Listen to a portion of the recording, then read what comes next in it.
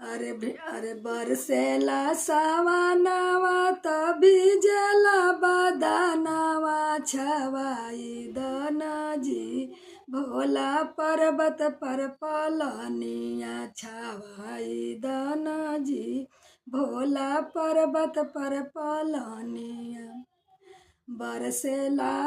बरसेला सावनवा तभी जला बदनवा छवाई दनजी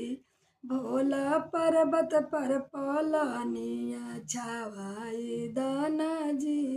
भोला पर्वत पर पलनिया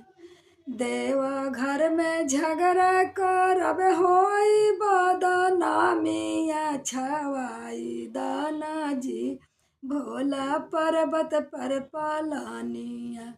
देवघर में झगड़ा करब होई बदनामिया छवाई दनजी